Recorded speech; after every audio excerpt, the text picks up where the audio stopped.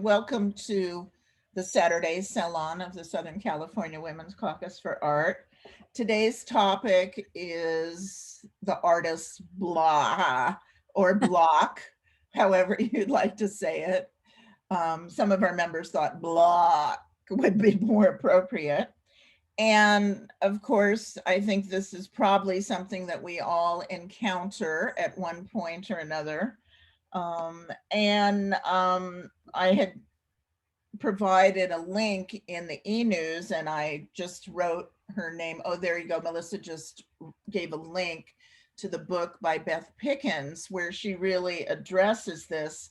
And I believe she has an Instagram account. Is that right, Melissa? Probably, yeah. Yeah. So the point is, she tries to help people and give people ideas when they feel overwhelmed, frustrated, all the feelings that one has when they want to or they need to make art and they just can't get motivated or they just don't know where to start. And of course, she addresses many of the fears that we have, that fear of making the leap from the pencil, I'll use the example, to the paper, the challenges that we have, and encourages you to be consistent, to look for places for inspiration. And so I just wanted to begin with my own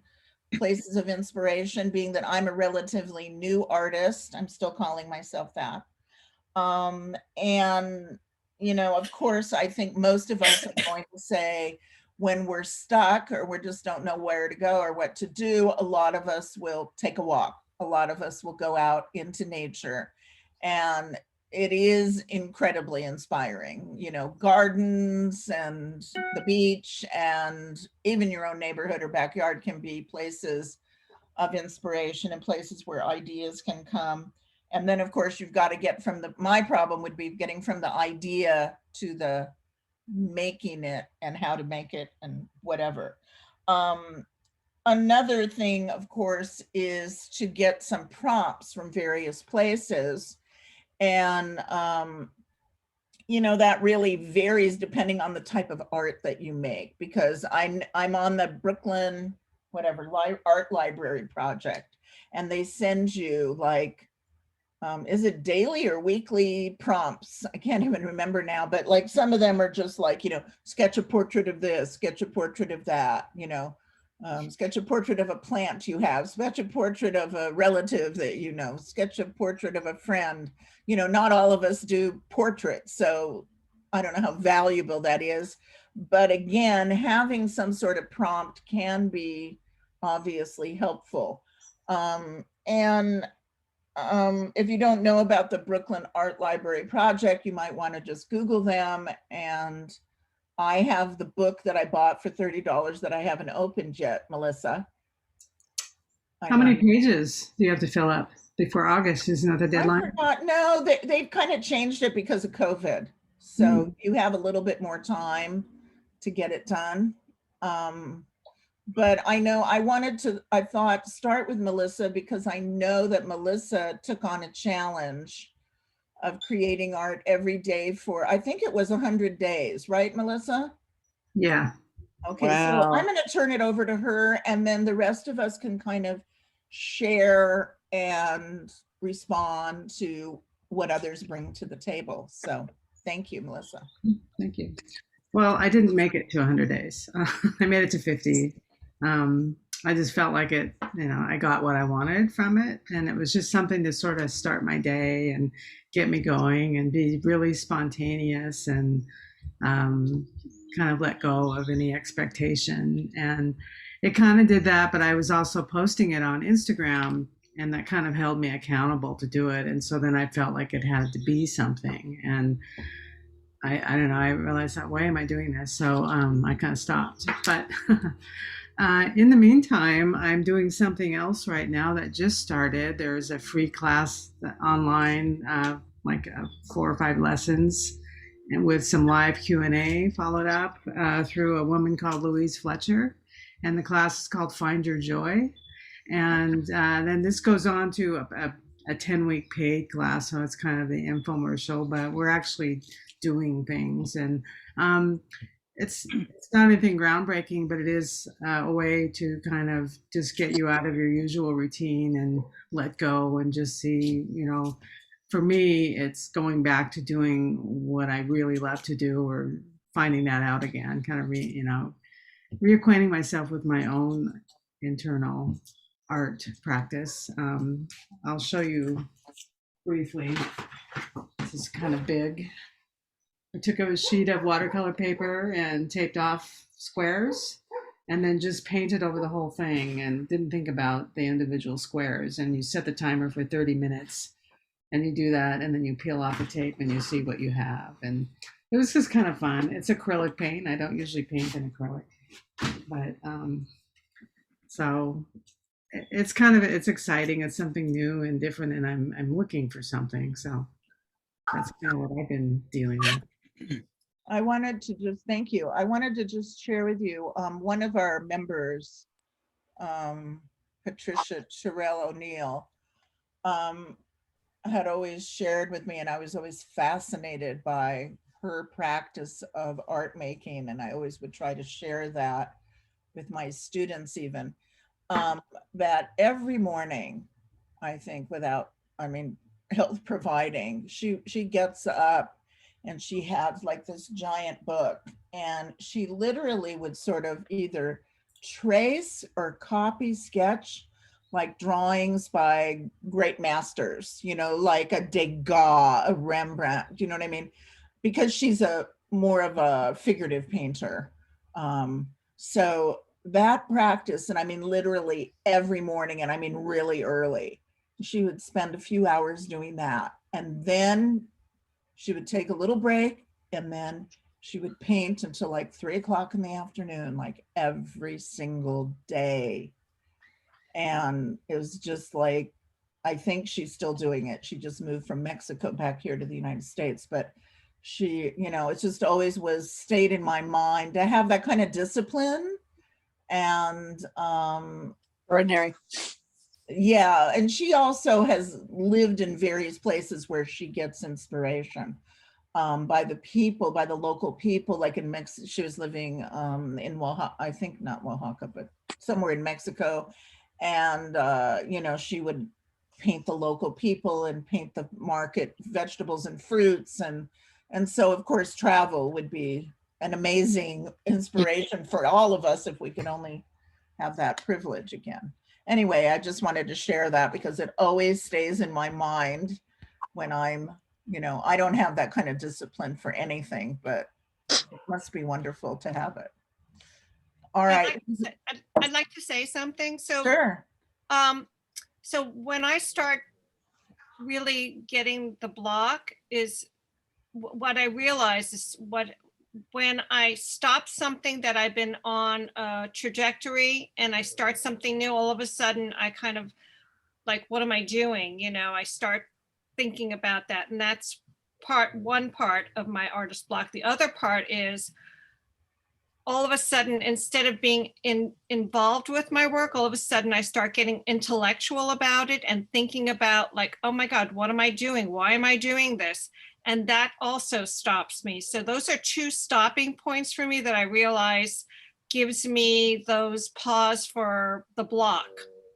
And I think part of the block is like something that Melissa's doing is you're letting go and changing your perception of yourself and your work, and taking, like, going for a walk or taking yourself out. And I always try to have something different going on. Like if I'm working on one thing, I always have another thing going on. It's a little different, and that kind of helps me. But when I start thinking about like, oh my God, what the hell am I doing, that scares me, and I kind of stop everything, and that gives me one of my blocks.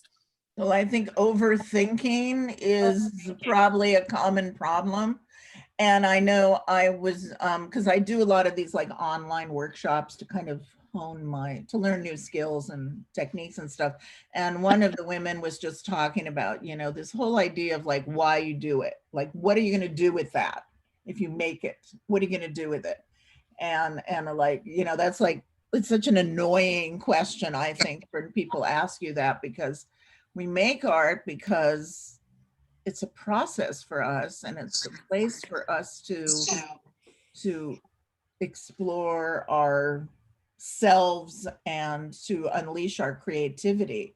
So I think if we think about it too much, like Shelley's saying, that's when we can really get in a problem. Like, why, Yeah. like Melissa was saying, why am I doing this? You know? Yeah, but you don't Yeah. always, unless you have a specific exhibit that you're given a prompt to create something specifically, you're creating it out of your, it's You're a doing it process. for yourself. Yeah, you're doing it for yourself. It's coming out of your, not your psyche, even your soul. It's like soul work, you know? To feel whole. Ruth? Yeah, this everything you're just saying is what the block is about for me. We're blessed as artists because it's a whole dimension. When I'm focused on my art, it's, you know, I'm in the zone. There's no time, there's no space. I don't You can really lose yourself. Yeah, you can lose yourself. and I'm blissed out. The problem is when I think about making money, like I can't, right? I have my business name is Morning Walk Studio. And a few years ago, I lost my passion, and the way it was reignited was taking my morning walks and photographing flowers and now reworking them. And I've done hundreds. And when I wasn't thinking of it as a business, it was pure joy. And now that I have this marketing plan and I want shops online, I'm blocked. And it's an effort just to get started. And it is kind of what you're saying, Shelley, when I start, because I'm thinking about something and not just jumping into the pure joy of it. And that's really what I want to get past, is not thinking about what is this for? The outcome. Yeah, and I do love sharing. I mean, that's the other thing that opens it up for me. I love just sharing my art and getting feedback from other people. So yeah, my block is when I start thinking of it as a business. I can say There's a fine line, obviously, when artists, you know, go from making art because they have to, because that's who they are, to needing it to pay your bills or feed your family, or that it, you know, it's about the art market or something. And I mean, I think that Melissa, I guess, or you were saying create your joy. I mean, if the joy is gone, how eventually the results are going to be, it'll show in the results. Yeah. I have to say, one of the blocks that I've had sometimes as I've been working for so many years is whether I have done my best already. And this sort of, unless I have something in line, like someone wants me to have, you know, a show, or I'm in a show coming up, or then there can be this feeling of fear of being a has-been. That sounds ridiculous, but I find that what works for me is just trying to just throw it off my shoulders and just not give a shit and talk to this little voice and say, okay, shut up now. And thanks for sharing, and just launch. And the worst thing that can happen is that I don't like what I've done. And that's not the end of the world. The process of doing it is a large part of what gives me much joy. But I have to say, over the last few years, the travel has really, I've done a lot of work that I've had been successful with from inspirations from the travel, and not being travel has really hampered that for me. I didn't realize that. It was just the process. It's just the ideas come. I just keep going. It doesn't matter whether it's something lined up to show or an exhibition. I just have to do it because it's what I have to do. So I imagine that for those of us that are used to traveling, that's probably one reason why we may be struggling now too. You know, one of the things that strikes me, because I sort of see you as a, oh, by the way, it just reminded me that our next artist talk is with Karina, right? That's, yeah. On the day- 17th. On the Yep. 17th, everyone. So on Thursday, you. the 17th at 7 o'clock, I'll learn more about Karina, but you strike me as an artist who's sort of fearless in a way. And I just would want to know, like, how did you get to be kind of fearless? And by the way, Sondra, looks like you're doing, I see a picture of you, Sondra, welding, and that's what Karina does. She welds. Oh, wow. Yeah. Yeah. I work in a lot of different materials, but welding. Yeah, is you a should big check part her out. Yeah. Yeah. part of it is welding, but you know, you asked me about fearlessness. Many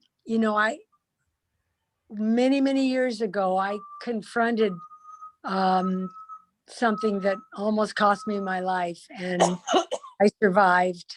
And yeah, I just feel like that's the reason why I just do what I do and try and handle the fears. But as I get older, I do realize I have more fear than I ever had. And I don't know if that's just a product of age, if anybody can relate to that. Pandemic. Say it again. The pandemic just Well, fear, that's a lot of true, fear with It's like a Yeah. PTSD reaction. That is true. COVID brain or something. That is very true. So, well, we're through it now. I invite us all to just grab the reins and jump on the stallion. See what I mean about being fearless? Yeah, yeah. Who else would like to share? I would. How thanks. do I unmute here? You're You're unmuted. unmuted. Hear you. I'm unmuted. Okay. When I was working with Quentin B. Miller, I worked with him for 4 years. He taught me that one important ingredient in art making is play. And another important one is not to worry yet about what it's going to look like, because you're still in the process. So I want to show you one thing that I did in his class, and it's not done. I haven't been painting lately because I've been renewing all the member gallery people, but that's done. So I don't know if you can see this.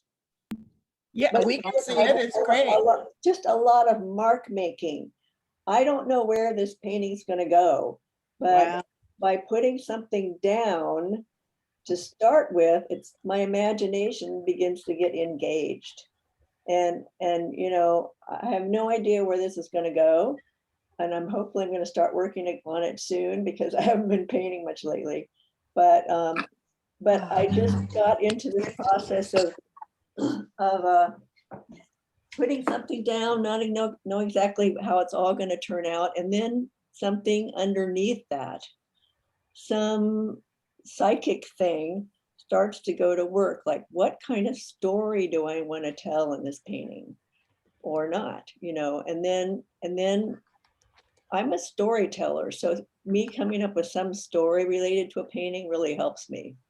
Like Planet in Peril was, I was concerned about the environment, and so I made this painting that was about COVID and other things that were challenging us. And it just came, it was a combination of imagination and some sort of deeper psychic cosmic place in my spirit. I don't know how else to describe it. But that's, so before then I wasn't a representational painter, but he got me to like let loose and do these other things. And some work and some don't, but I hope that sharing helps to some extent. Thank you. Thank you, Anne. Yeah, of course. Thank you. Of course, although I think you could hang up that piece you just made and no one would question whether it was a finished painting or not. Well, I've sort of been, kind of going back and forth on that or not. I don't know yet, because Well, maybe because it doesn't have the narrative that you're used to. Right. And that might be okay. That might be just like, it's just energy, It's just energy. Right. That's a good point. Yeah. And, Well, and, I and wanted to say, I think one of the things that's kind of interesting, because when, you know, if you're a painter or you draw representationally, it's a very different experience than if you're doing something more abstract, or you're working, you know, in a different kind of medium where, you know, your materials are more spontaneous or what have you. So, Lynda Levy had to leave, but Susan Kurland, maybe you can engage in this conversation, you know what I'm saying? So for me, because I'm using mixed media, a lot of times my ideas come from, wow, I found this thing and I think that could become something, you know? And so I'm sort of become, in some days, I'm at the mercy of the materials that I have available to me, because I'm not gonna, you know, draw, you know, a multi-figural composition. That's not what I do. So anyway, what, Susan, do you feel that way too? Although you know, as working with textiles, I guess I do. When I'm working with different materials, I usually make a lot of different things so that I can see how different parts fit together. Mhm. And I was going to say that when the pandemic hit, I kind of felt like, why am I making art? What is the purpose of it? And I really stopped, and I've tried to start several times, and I just feel that, I don't know, I'm in a transitional place that I don't really know where I'm going with anything yet. And I just recently had a couple of ideas and haven't had time to work on them, but I think that you're right. When you're working with a lot of different material, you figure out how you can manipulate them to fit whatever you're working with, but also then I guess working with their limitations and beyond their limitations, just to see how you can work with different components together. And I think that's what's interesting about multimedia, is seeing how different materials that seem like they wouldn't go together, how they can go together. Mm-hmm. And you had talked about taking things that you'd made in the past and trying to maybe give them new life, or yeah, repurposing them, cutting them up, and seeing how they would work in a different way. And I also, because I moved, I got rid of a lot of art pieces, and that is coming back to kind of haunt me in a way, because some of the things that I got rid of, I kind of thinking, oh, I don't know, I kind of wish I had that, but oh well. you'll make new ones. Yeah. Make new ones. Yeah. Who else would like to share? Rosalie? Well, you're muted. You're muted. I would like to share, but I have to get it. So if you have someone else that wants to start, okay, that's Suzanne? okay with me. Suzanne? Yeah, yes. I'm working on a book about my artwork, and it's a lot of the work is already done. And during the pandemic, I became more and more distracted by working on our apartment, by going through old files, just so much. There's so much to distract me, and I'm living with my husband, and we're doing some of this together. And I find that I sometimes will say, why don't you just spend 1 hour, today, and go to the computer and work on this InDesign issue or whatever it is. And I just get, think, no, it's more important to throw out all these newspapers. This pile is huge. I've got to get rid of this huge pile of newspapers because I get the paper every day. I'm not sure what's blocking me from just sitting down there and doing it. I do have some good things which have happened recently. In 2018, the BAM PFA bought one of my paintings and had it on exhibit from January until September of that year in their Way Bay exhibition. Congratulations. Thank you. Thank you very much. And that's meant a lot. And but I'm too distracted. And it's because of the pandemic. It's blocking me, it's distracting me, it's worrying me, it's worrying my husband. Yes. You're not alone.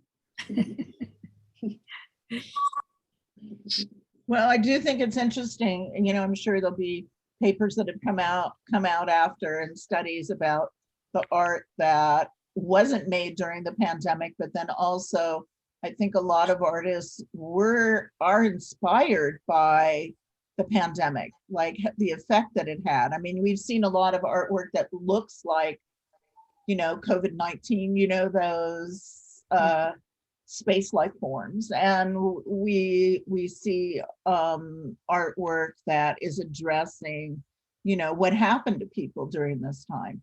And so, it's interesting to think about. We can say the pandemic had a great impact. It affected everybody in a million ways, but I still think there is some art that could come out of it, but maybe it won't come till we have the ability to look at it, in hindsight, that we can look back on those times and think, just like, that's why we wanted to do the lovely day, because we've had so many miserable days. And we need a break from that. So that's one person's opinion, I guess you could say. Rosalie? Also, I just remembered, and I don't have it, I couldn't find it on the internet, but I was just thinking about Sister Karita Kent, and I'm sure many of you are familiar with her. And she has sort of a list of what artists she recommends you should do. And I have it in my studio, but I don't have it here. So I tried to look it up on the internet. I'm not finding it, but you might want to, I'll try to find it and share it with everyone. Once I get the list, I can make a copy of it. Okay. So Rosalie, did you get what you wanted? Oh, did Rosalie? Yeah, I do. Oh. Number one, Okay.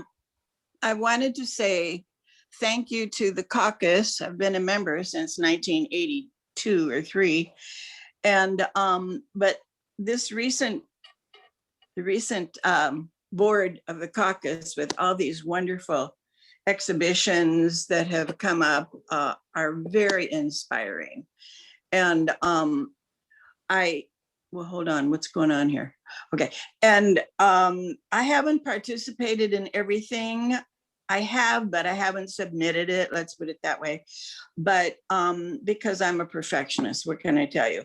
But what I have done that is a little bit like journaling, I'm a 3-dimensional artist, is when the pandemic first started, I found a folder full of images for collage that I'd used 10 or 20 years ago, or cut out. And so I made a decision. I had a book that I bought from someone who, those of you that think it's criminal to go into a book, a printed book, and deface it, so to speak. I apologize, but anyway, my name is Rosalie, and I bought this R, and I bought a whole lot of these books that my friend made and gave as gifts. But I've had this for years, I don't know, 15, 20 years. And when it's in the case, you can't tell that it's anything. And I thought, I'm going to take that and turn it into a journal. So I took those pieces. This is going to be crazy. I took the collages and I pasted them on the pages, right on the text. Oh, it's wonderful. And it's full of that kind of stuff. And I started out with a theme like, okay, I'm going to do all white. So I did a whole section of all white. And then my eyes got interested in a little color. So then I moved to here and relationships. This book really saved me in the beginning, but I'm stuck again. And my intention is to do painting. I plan to paint on some of these pages. I have a lot of ideas, but I just wanted to know. And then I have a friend who's a horse person. Can you see this horse? Yes. The nuzzle, yeah. And here's a very primitive horse. Then I started thinking about friends. So it goes on and on. It's one of those things you need to hold in your lap and just go page by page. And there are sections that are empty. And I'm going to deal with the back of the inside of the back with some wonderful papers I have. And so I'm just sharing that this helped me considerably. It's just another form of journaling. And I guess that's being a teacher, an art teacher, I would highly encourage that. And there's something soothing about spreading the glue and learning how to glue without it being messy. I'm a champion. There's no way I would have messy glue because it's unfortunate, but I wouldn't be able to deal with it. But it's so soothing. So that's my story at the moment. And I love this book because it makes me feel very happy. And every once in a while I find an image, and I have a whole storage unit that has a huge box of cutout images, but I've been scared to death to go there because I don't know if it's safe COVID wise, but I'm going and get that box. I love that book. Yeah. Oh, Anne calls it our book. Rosalie, and I have an She A loves book. it. She loves it. Yeah. But Great. thank you. Thank you for sharing that. That's wonderful. Susan S., you got your hand up for a long time. Can't wait. See you. Thanks. I'm kind of like Suzanne. I found that I've been cleaning my studio rather than putting brush to paper or brush into paint. And I've committed to 2 paintings, 2 feet by 4 feet, landscape, oil paintings. And I don't do landscapes and I don't paint in oil. And they're due the end of June. And I suddenly occurred to me today that maybe like in college that I used to wait to the last minute on a paper. I'm wondering if I'm waiting to the last minute to do this, but I don't want to do that, but yet I can't figure out how to start. And in my head, I'm creating the painting in my head. But again, like Suzanne, it's just, I kept putting things more important, having things that were more important than this painting. And I don't know how to get to starting these commitments I've made. Susan, you're making the point about, yeah, so I put it out there. I don't know, maybe there's, excuse me, Susan, you're making the point having of what? having a deadline. You have a deadline. And I think for me, I don't have a deadline. I don't have any deadlines. I wonder if anyone else has anything else to say about deadlines or making. I think deadlines help people a lot. You know that I write a monthly blog, and I have a colleague who started a blog. And she's like, Karen, I don't know how you get it done every month. And I go, well, I'll tell you how. I have to get it in at a certain date. Anne Isolde knows this. And if Dallas was here, she'd be scolding her finger at me. It's a deadline, because if you have a deadline, then you're accountable. But as artists who work alone, we're only accountable to ourselves. And that's where it becomes, we'll get to it, or we don't have to, or I'm not in the mood, or I think sometimes, I know for me when I procrastinate, and I'm usually not a procrastinator, but it's sort of like an excuse of why it didn't come out as good as it did, because I didn't have enough time to make it. Ruth, did you want to say something? connected to what Susan was talking about and what Karen just said about being accountable.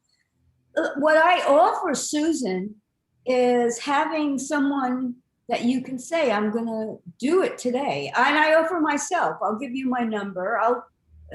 And you can just text me or call me. And you can say, you know, I don't want to do it, but I'm letting you know I'm going to start it right now. That's one possibility. Does that work for you, Susan? Yes, yes. I want to say one thing. My husband has decided to start vacuuming upstairs, and I don't want to tell him to stop vacuuming.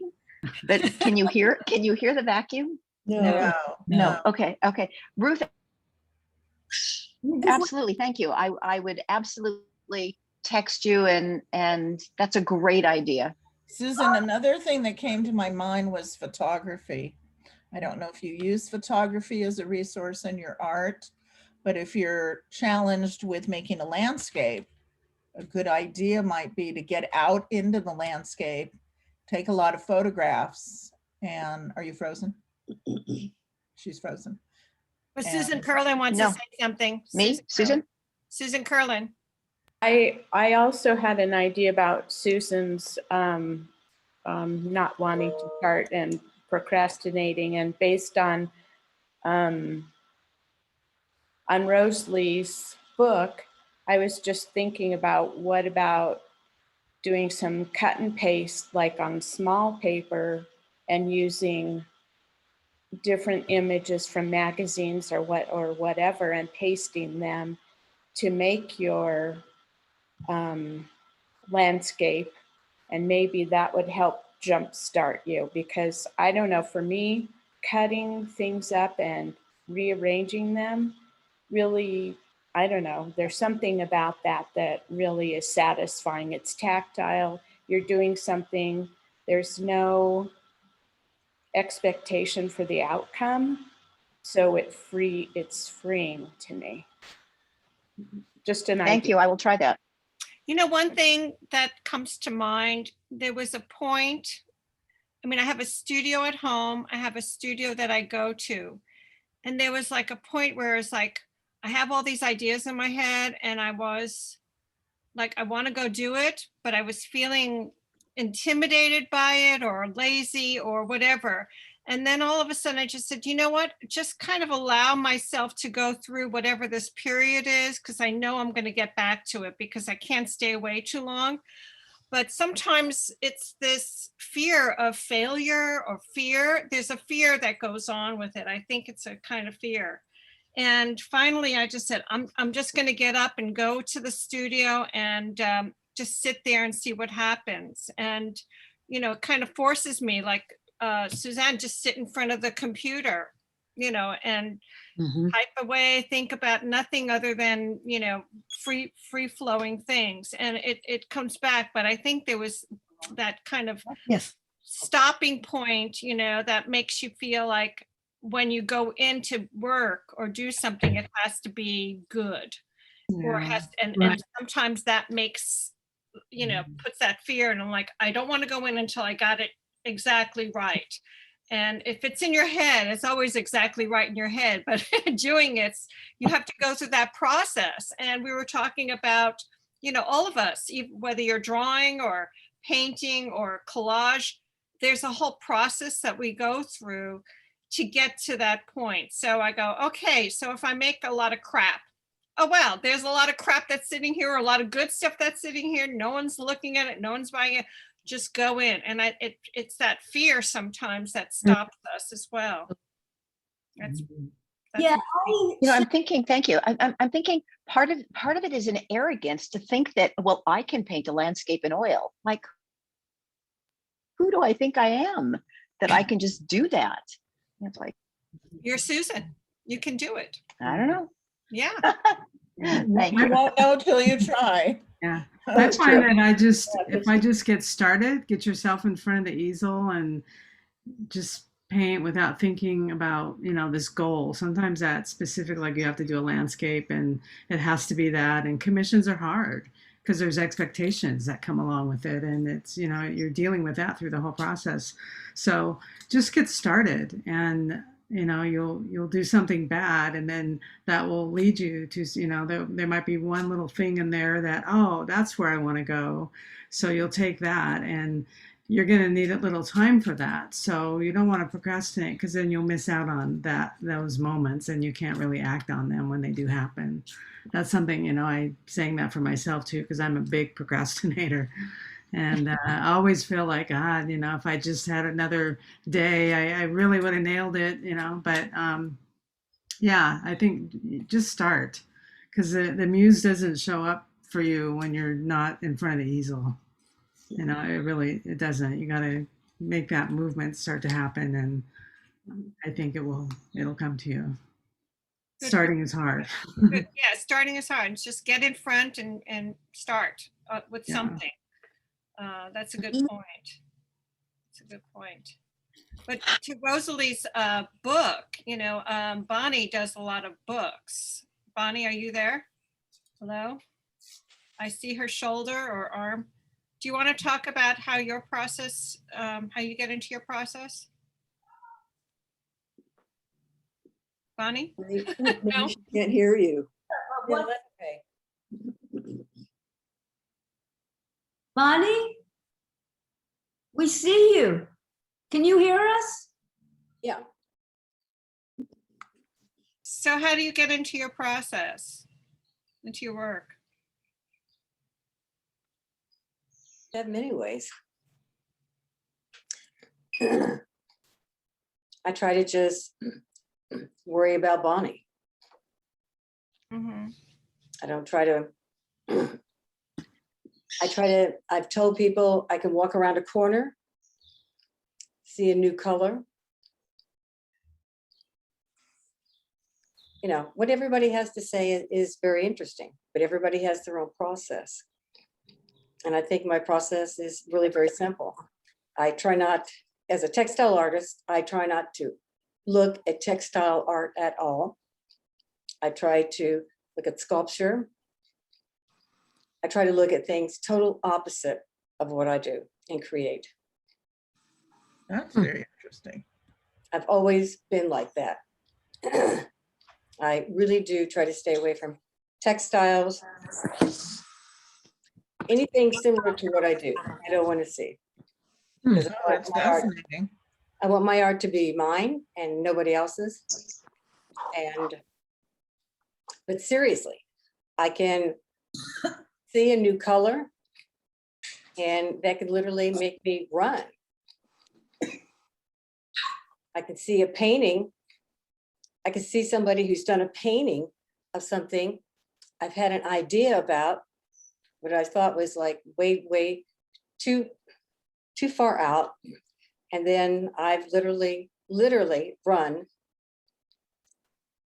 and thought, yeah, now I know I can do this. Sometimes I'm just looking for, I think in my own way, acceptance that an idea, it's my idea. Joan Brown, I've told people before, and they didn't really take it very seriously when I saw her work, and I saw a museum full of just her face, her body, and her functioning every day. And that's where my swimming upstream. I had that thought for a long time, but once I saw that, I thought, I can put myself into every one of these works. So I've done like 15 of them. Nothing special. No, I think they're special, Bonnie.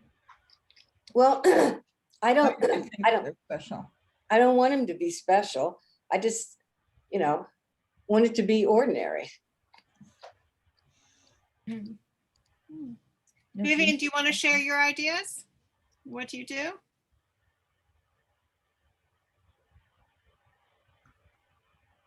I try to unmute myself. It's very interesting to see everybody's process. Everybody's different one from the other. And I was just thinking, what am I doing? What have I been doing? I have a lot of imagination and I often just let it go. Then the problem is that my paintings, one is different from the other. People keep saying I cannot identify this is yours. So what I have been doing is to try to organize my thought and my process into a series. I try to focus on one of my ideas for a period of time. But then after a while, I get bored of that. I have to change. So I try a different series. So if you go back to my website, you will see a lot of different things. But actually, for me, it's a series for a period of time and then move on to the next. So I don't know if it's good that I have so many different styles of work. Should I concentrate more on just one or two for my whole body of work? But then I think I decided I'll just go my own way. Whatever comes to me at that point is that what I'm going to work on. So at this point, I'm at the junction of trying to figure out what my next series will be. For the last 2-3 years, I've been working based on a few things. One is the Taoism theory, and myself into a meditating state, and try to use the Chinese characters to work into an abstract form. But I'm already getting a little bored of that, so I'm exploring my next series and try not to be too far from it, so people will not say, how come this, I cannot tell this is your work, because they are so different from your others. So that's where I am now. Interesting. I don't know if you have any comment to help.